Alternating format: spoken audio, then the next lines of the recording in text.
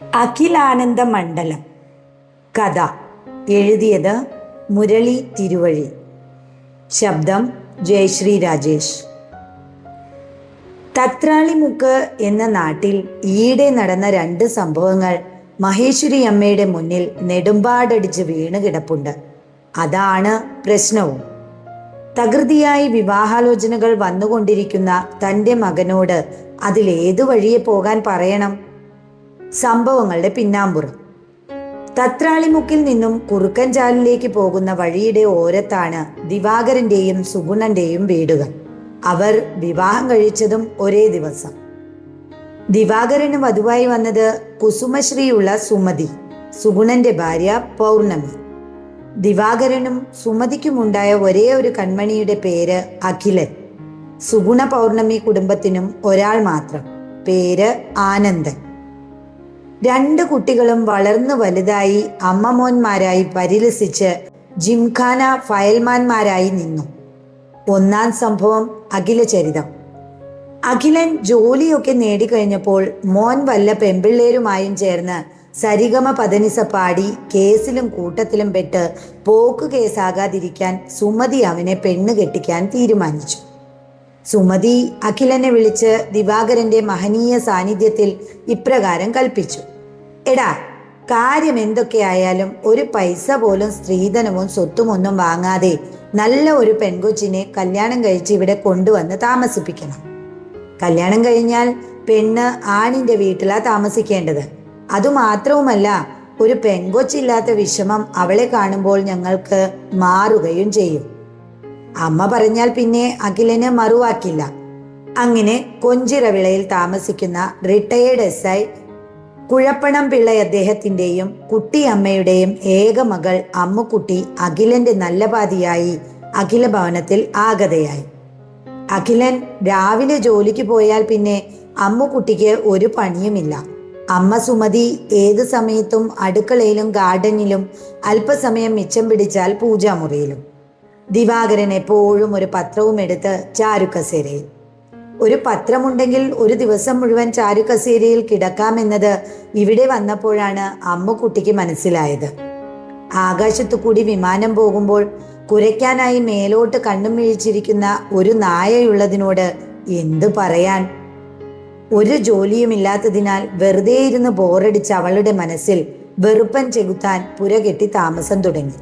ഒടുവിൽ ആ വീട്ടിലുള്ള സകലതിനെയും വെറുത്ത് ഹണിമൂൺ ഹാങ് ഓവർ കഴിഞ്ഞ പാടെ അതിലോലയായ അമ്മക്കുട്ടിക്ക് ജീവിതമേ വെറുത്തു. TV സീരിയൽ മാത്രമായിരുന്നു അവൾക്കുണ്ടായിരുന്ന ജനലഴി. അവിടെ നിന്നാണ് അവൾ ജീവിതത്തെ വായിക്കാൻ തുടങ്ങിയത്. ചില സീരിയലുകൾ സ്ഥിരമായി കണ്ടതിന്റെ ഫലമായി അമ്മുക്കുട്ടിക്ക് കുറച്ച് വെളിപാടുകൾ ഉണ്ടായി. അതിപ്രകാരം: അഖിലൻ ഒരു കിഴങ്ങൻ, അഖിലന്റെ അച്ഛൻ ദിവാകരൻ ഒരു മൊച്ചൻ, പൂതന തള്ള സുമതി ഒരു അഴുക്ക പെണ്ണും പിള്ള. ഛേ, ലജ്ജാവഹം! താൻ എങ്ങനെ ഈ കൂതര കൂട്ടത്തിൽ വന്നു പെട്ടു? അഖില ഭവനത്തിൽ ദിനവും നിസ്സാര കാര്യങ്ങൾക്ക് കൂട്ടത്തല്ലായി. കാര്യമന്വേഷിക്കാൻ വന്ന കഴുപ്പണം പിള്ള മകളുടെ മുഖം കണ്ട് വിഷമിച്ച് അഖിലനെ പോലീസ് മുറയിൽ വാരിയിട്ട് അലക്കി ഭിത്തിയിൽ പശയില്ലാതെ ഒട്ടിച്ചു വച്ചിട്ട് അപ്പോൾ തന്നെ അമ്മൂട്ടി മോളെ തൻ്റെ വീട്ടിലേക്ക് വിളിച്ചു കൊണ്ടുവന്നു. അഖിലൻ വാങ്ങിക്കൊടുത്ത ബൊമ്മക്കുട്ടിയെയും കെട്ടിപ്പിടിച്ച് അമ്മുക്കുട്ടി TV സീരിയലുകൾ കണ്ട ഓർമ്മയിൽ സീരിയൽ നായിക അനുഭവിച്ച കഷ്ടപ്പാടുകൾ താൻ ഭർത്ത് വീട്ടിൽ അനുഭവിച്ചതാണെന്ന മട്ടിൽ തള്ളി മറിച്ചു. കഴുപ്പണം പിള്ള ഡസൻ ഡിസിഷൻ എടുത്തു. Divorce is good, better and best. പക്ഷേ വെറുതെ ഡൈവോഴ്സ് നോട്ടീസ് കൊടുക്കാൻ പറ്റില്ലല്ലോ. സാഹചര്യങ്ങൾക്കനുസരിച്ച് ഉടൻ തന്നെ തീരുമാനമെടുക്കാൻ കഴിവുള്ള കുട്ടിയമ്മ ഇടപെട്ടു. അതിന് പറ്റിയ ഐറ്റം കയ്യിലിരിക്കയല്ലേ. സ്ത്രീധന പീഡനവും ആത്മഹത്യാ പ്രേരണയും കൂടാതെ അമ്മുക്കുട്ടിയുടെ കയ്യിൽ നിന്നും ദിവസവും നുള്ളും അടിയും കടിയും ചവിട്ടും വാങ്ങിക്കൂട്ടിയിട്ടുള്ള അഖിലന്റെ പേരിൽ ഗാർഹിക പീഡനവും. വകുപ്പും ശിഷ്ടവും കഷ്ടവും ഗുണഗോഷ്ടവും ചേർന്ന് കേസുകൾ പടർന്നു പന്തലിച്ചു. കോടതികൾ കയറിയിറങ്ങി അഖില കുടുംബം തറയിലടിച്ച പൂക്കുല പോലെ ചിതറിത്തെറിച്ചു. അവസാനം ഒത്തുതീർപ്പായി. അഖില ഫാമിലിയുടെ സകല വസ്തുക്കളും ബാങ്ക് ബാലൻസും അമ്മുക്കുട്ടി വക അക്കൗണ്ടിൽ. അഖിലന്റെ നീക്കിയിരിപ്പ് ബാക്കി സ്വാഹ.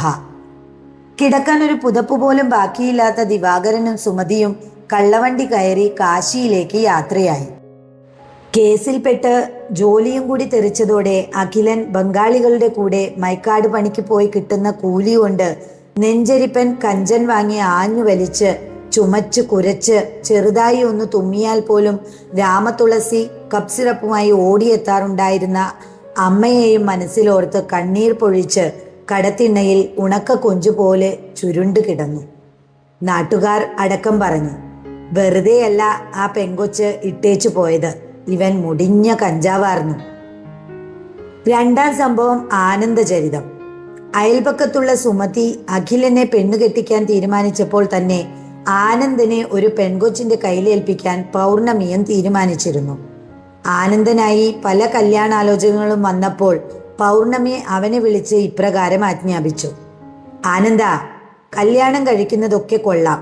കല്യാണം കഴിഞ്ഞാൽ പിന്നെ പെണ്ണിന്റെ വീട്ടിൽ താമസിച്ചോണം, ഇങ്ങോട്ട് കെട്ടിക്കേറി വന്നേക്കരുത്. അതെന്താണ് അമ്മേ അങ്ങനെ? അങ്ങനെയൊന്നുമല്ലല്ലോ നമ്മുടെ തറവാട്ട് രീതികൾ, പൗർണമി ഗൗരവത്തിൽ പറഞ്ഞു. പുതിയ സേഫ്റ്റി റൂൾസ് ആൻഡ് റെഗുലേഷൻസ് പ്രമാണിച്ച് ആൺകുട്ടി കല്യാണം കഴിഞ്ഞാൽ പെണ്ണിന്റെ വീട്ടിലാ താമസിക്കേണ്ടത്. പെണ്ണ് കെട്ടിക്കഴിഞ്ഞാൽ പിന്നെ നീ ജോലിക്കും പോകണമെന്നില്ല.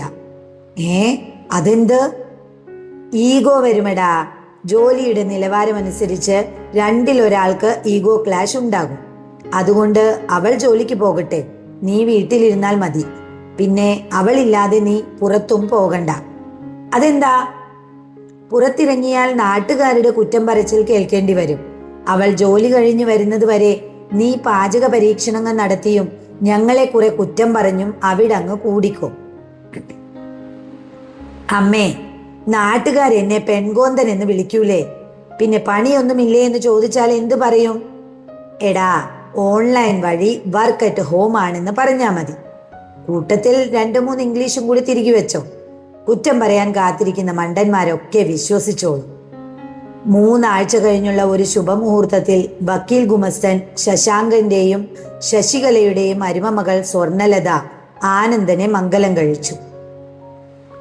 അമ്മായിയപ്പ മാളികയിൽ ചെന്ന പാടെ കാലിൽ സാഷ്ടാംഗം വീണു തൊഴുത ആനന്ദനെ മാമിയാർ ശശികല തലയിൽ കൈവച്ച് ഇപ്രകാരം അനുഗ്രഹിച്ചു: ദീർഘസുമംഗലൻ ഭവ.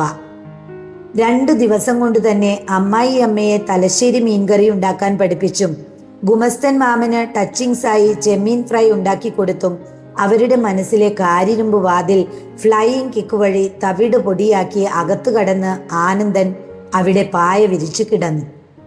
സ്വർണലത ആകെ വിഷമിച്ചു പോയി. വല്ലപ്പോഴും ഒരു ചേഞ്ചിനു വേണ്ടി കെട്ടിയോനോട് വഴക്കുണ്ടാക്കി ഇറങ്ങിപ്പോകണമെങ്കിൽ എങ്ങോട്ട് പോകും? സ്വന്തം വീട്ടിലല്ലേ താമസം. ആനന്ദന് ഭാര്യ വീട്ടിൽ പരമസുഖം എന്നറിഞ്ഞതോടെ സുഗുണനും പൗർണമിയും ടെൻഷൻ ഫ്രീ ഹോർലിക്സും കഴിച്ച് പലവിധ സ്ഥലങ്ങളും കറങ്ങിയടിച്ച് തകർത്തുല്ലസിച്ചു. ആനന്ദൻ ഗുമസ്തൻ മാമന്റെ ഷർട്ടും പാൻസും തേച്ചും ശശികല മാമിക്ക് കാലിന്റെ മസിൽ പിടിക്കുമ്പോൾ മൈലെണ്ണ കുഴമ്പ് കാലിൽ തേച്ച് മസാജ് ചെയ്തും ബാക്കി തന്റെ ശരീരത്തിന് വഴക്കം കിട്ടാൻ ദേഹത്ത് തേച്ചും ഭാര്യാഗൃഹേ സുഖവാസം സുന്ദരവാസം എക്സ്ട്രാ. മരുമകൻ ജോലിക്ക് പോകാതെ അടുക്കളയിൽ കിടന്ന് വിരവുന്നതിൽ അരിശം മാറാത്ത മാമിയാർ ശശികല ഗുമസ്തനോട് ആരാഞ്ഞു: ഹേ മനുഷ്യ, ഒരു പണിക്കും പോകാത്ത അവനെതിരെ സ്ത്രീധന പീഡനം ആരോപിച്ച് കേസ് കൊടുത്ത് നമ്മുടെ മോളുടെ തലയിൽ നിന്നും ഒഴിവാക്കിക്കൂടെ? നിയമങ്ങൾ അരച്ച് നെറ്റിയിൽ കുറി വരച്ചിട്ടുള്ള ഗുമസ്തൻ ചോദിച്ചു: അതെങ്ങനാടി? ഇവൻ ഇവിടല്ലേ താമസം? എന്നാ പിന്നെ ഗാർഹിക പീഡനം? ആനന്ദനെ ജയിലിൽ കയറ്റാതെ ഉറക്കം കിട്ടില്ലെന്ന മട്ടിൽ തള്ള ചോദിച്ചുപോയി. ഈ വീട്ടിൽ താമസിക്കുമ്പോൾ അവനല്ലേടി ഗാർഹിക പീഡനത്തിന് കേസ് കൊടുക്കേണ്ടത്? നീ മിണ്ടാതിരി. ഇനി ഇത് കേട്ട് അവനെങ്ങാനും ബ്ലേഡ് എടുത്ത് അവന്റെ ദേഹത്ത് പോറിയാൽ നമ്മളായിരിക്കും അകത്ത് കിടക്കുന്നത്. ഇതേ സമയം വൈകിട്ട് സ്വർണലത ജോലി കഴിഞ്ഞ് ക്ഷീണിച്ചു വരുമ്പോൾ പാല് കൂട്ടിയൊഴിച്ച് 1 ഗ്ലാസ് ചായ കയ്യിൽ തന്നെ കൊണ്ടുകൊടുത്തും തന്റെ ബന്ധുക്കളെ പരമാവധി ഇകഴ്ത്തിയും ഗുമസ്തൻ അമ്മാവിനെയും മാമിത്തള്ളയെയും ആവോളം പുകഴ്ത്തിയും അവളുടെ നഖം ക്യൂടെക്സ് ഇട്ട് മിനുക്കി കൊടുത്തും മുടി പിന്നിയിട്ട് മുല്ലപ്പൂ വെച്ചു കൊടുത്തും ആനന്ദൻ അപ്ഗ്രേഡഡ് ആൻഡ് അപ്ഡേറ്റഡ് ഭർത്താവും കുഞ്ഞിപ്പൂക്കിയുമായി സ്വർണലതയുടെ ഇളം ഹൃദയത്തിൽ പടർന്നു കയറി കസേരയിട്ട് ചാരി അങ്ങ് ഇരുന്നു. ആനന്ദിനെ പറ്റി വല്ലതും മിണ്ടിപ്പോയാൽ തങ്ങളെ സ്വർണലത തൂക്കിയെടുത്ത് വെളിയിൽ കളയുമെന്നുറപ്പുള്ള ഗുമസ്തൻ മാമനും മാമിയും ഇതൊക്കെ കണ്ട് തലയ്ക്ക് കയ്യും കൊടുത്ത് കോറസായി ചോദിച്ചു പോയി, "എന്റെ തത്രാളികാവിൽ അമ്മച്ചി, ഇവന്മാരൊക്കെ ഇങ്ങനെ തുടങ്ങിയാൽ പിന്നെ എങ്ങനാ?" തത്രാളിമുക്ക് എന്ന നാട്ടിൽ അടുത്തിടെ നടന്ന ഈ 2 സംഭവങ്ങൾ മഹേശ്വരി അമ്മയുടെ മനസ്സിന്റെ പൂമുഖവാതിലിന് മുന്നിൽ നെടുമ്പാടടിച്ച് വീണ് കിടപ്പുണ്ട്. അതാണ് പ്രശ്നവും. കല്യാണാലോചനകൾ മുറുകി വരുന്ന ഈ സമയത്ത് അതിൽ ഏതു വഴിയെ പോകാൻ തൻ്റെ മകനോട് പറയണം?